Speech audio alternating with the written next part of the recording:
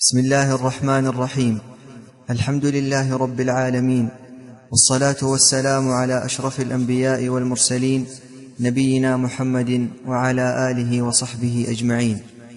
قال الشيخ العلامة عبد الرحمن بن ناصر السعدي رحمه الله تعالى في منظومة منهج الحق: بسم الله الرحمن الرحيم. فيا سائلا عن منهج الحق يبتغي سلوك طريق القوم حقا ويسعد، تأمل هداك الله ما قد نظمته، تأمل من قد كان للحق يقصد. نقر بأن الله لا رب غيره، إله على العرش العظيم ممجد، ونشهد أن الله معبودنا الذي نخصصه بالحب ذلا ونفرد. فلله كل الحمد والمجد والثناء، فمن أجل ذا كل إلى الله يقصد. تسبحه الأملاك والأرض والسماء، وكل جميع الخلق حقا وتحمد.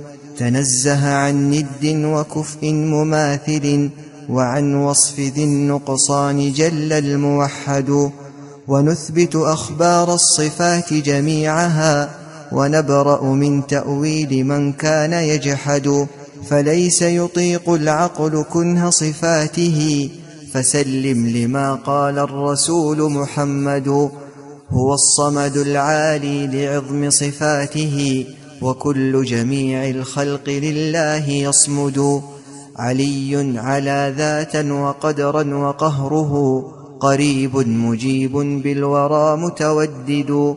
هو الحي والقيوم ذو الجود والغنى، وكل صفات الحمد لله تسند. أحاط بكل الخلق علما وقدرة، وبرا وإحسانا فإياه نعبد.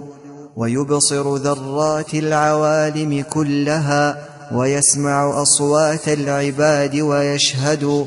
له الملك والحمد المحيط بملكه، وحكمته العظمى بها الخلق تشهد. ونشهد أن الله ينزل في الدجى، كما قاله المبعوث بالحق أحمد. ونشهد أن الله أرسل رسله بآياته للخلق تهدي وترشد. وفاضل بين الرسل والخلق كلهم بحكمته جل العظيم الموحد. فأفضل خلق الله في الأرض والسماء نبي الهدى والعالمين محمد. وخص له الرحمن أصحابه الأولى، أقاموا الهدى والدين حقا ومهدوا. فحب جميع الآل والصحب عندنا معاشر أهل الحق فرض مؤكد. ومن قول أهل الحق أن كلامه هو اللفظ والمعنى جميعا مجود، وليس بمخلوق، وأنى لخلقه بقول كقول الله إذ هو أمجد. ونشهد أن الخير والشر كله بتقديره، والعبد يسعى ويجهد. وإيماننا قول وفعل ونية، من الخير والطاعات فيها نقيد. ويزداد بالطاعات مع ترك ما نهى، وينقص بالعصيان جزما ويفسد. نقر بأحوال القيامة كلها، وما اشتملته الدار حقا ونشهد. تفكر بآثار العظيم وما حوت ممالكه العظمى لعلك ترشد.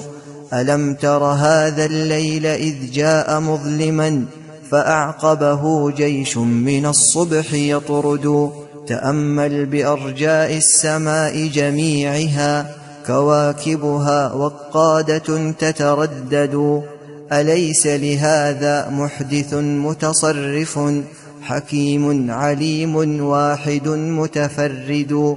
بلى، والذي بالحق أتقن صنعها، وأودعها الأسرار لله تشهد. وفي الأرض آيات لمن كان موقنا، وما تنفع الآيات من كان يجحد. وفي النفس آيات وفيها عجائب، بها يعرف الله العظيم ويعبد. لقد قامت الآيات تشهد أنه إله عظيم فضله ليس ينفد، فمن كان من غرس الإله أجابه، وليس لمن ولى وأدبر مسعد. عليك بتقوى الله في فعل أمره، وتجتنب المنهي عنه وتبعد.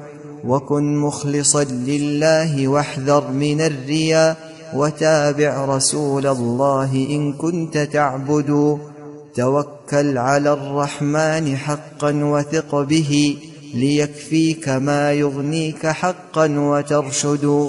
تصبر عن العصيان واصبر لحكمه، وصابر على الطاعات علك تسعد.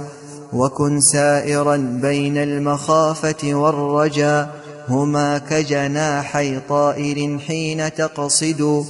وقلبك طهره ومن كل آفة، وكن أبدا عن عيبه تتفقد. وجمل بنصح الخلق قلبك، إنه لأعلى جمال للقلوب وأجود. وصاحب إذا صاحبت كل موفق، يقودك للخيرات نصحا ويرشد. وإياك والمرء الذي إن صحبته، خسرت خسارا ليس فيه تردد. خذ العفو من أخلاق من قد صحبته، كما يأمر الرحمن فيه ويرشد. ترحل عن الدنيا فليست إقامة، ولكنها زاد لمن يتزود. وكن سالكا طرق الذين تقدموا، إلى المنزل الباقي الذي ليس ينفد. وكن ذاكرا لله في كل حالة، فليس لذكر الله وقت مقيد. فذكر إله العرش سرا ومعلنا، يزيل الشقى والهم عنك ويطرد. ويجلب للخيرات دنيا وآجلا، وإن يأتك الوسواس يوما يشرد.